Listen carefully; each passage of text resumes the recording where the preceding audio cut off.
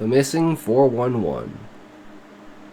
In the year 2034, life in Yellowstone National Park was as idyllic as it could be for a place so vast and untouched. Tourists flocked here to see the park's iconic features, the eruption of Grand Tetons, the billowing plume of Old Faithful, and the shimmering, ever-changing colors of Yellowstone Lake. It was a destination that offered something for everyone, whether you were an adventurer seeking thrilling adventures or simply looking to escape the hustle and bustle of urban life. Elias Smith had returned to Yellowstone after a 2-year hiatus following a heart condition that had led him away from the park just before his 41st birthday. The last time he'd been here was during his 20s, when he had hiked through the park on a guided tour.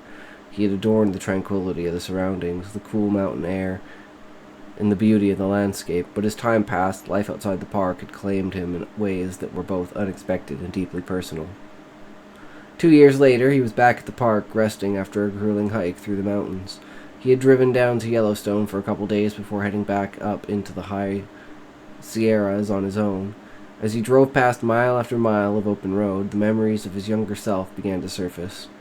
He remembered the thrill of spotting a new animal species for the first time, the excitement of scaling a cliff face, and the peacefulness of just being in nature alone.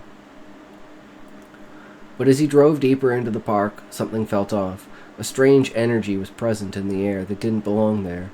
It wasn't like the usual mix of dirt, earth, and wind that filled the air with its own unique flavor.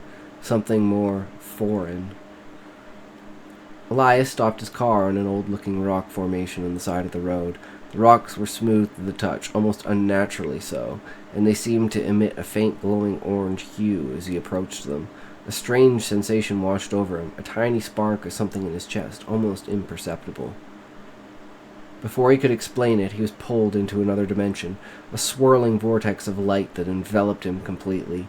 He had triggered a portal, something he hadn't fully understood during his time away, but now, as the light faded around him, he found himself standing on the edge of a cliff.